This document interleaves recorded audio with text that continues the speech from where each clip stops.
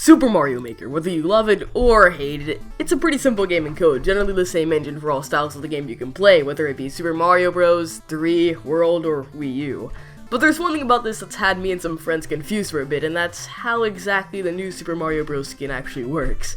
My first thought was pre-rendered sprites, but Mario's movement patterns seem to contradict that statement. But it can't be 3D either. After all, the tiles and enemies can switch perfectly from 8-bit to 21st century, unless there were two engines, but that wouldn't be practical at all, considering that it would take extra memory, and switching scenes with the blink of an eye would be nearly impossible without performance issues. Plus, you can literally just drag these pictures in the seemingly 3D Mario to run on. And the footage of the 3DS port just confuses things even further. So what is the answer to this small but annoying conflict? The answer is not simple.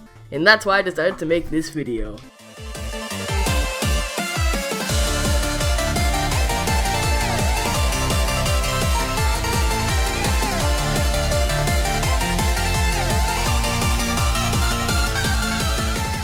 Hey everybody, I'm Flash, and today we're going to be setting the answer to this question straight once and for all. Also, before we start, and yes, I know you hate it when YouTubers do this, and so do I, but because of YouTube's algorithm changes recently, videos with more likes, comments, and interactions seem to be promoted more and reach a bigger audience. So if you'd like to support the channel, and more importantly, you actually enjoy the video, please consider leaving a like, a comment, or just sharing with a friend. Hope you understand. Anyway, why don't we jump right into this? The new Super Mario Bros. U skin actually uses, well, a mixture of 3D and 2D assets. You can probably already tell that the ground and other things you can drag and drop are just blatant 2D sprites, the same with items and other random assets like fireballs.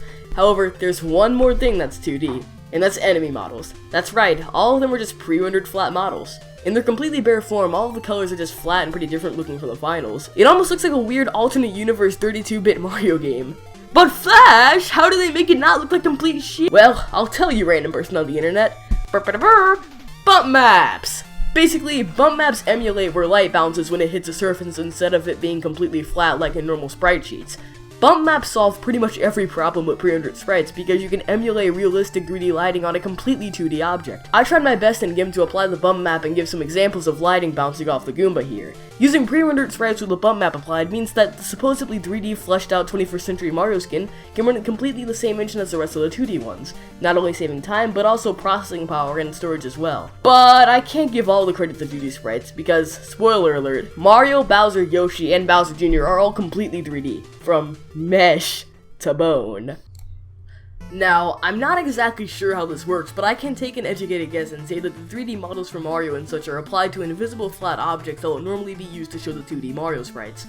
This object would control the model while keeping the physics of the other 2D Marios. Like I said, this is speculation, but logically it would make sense if that were the case.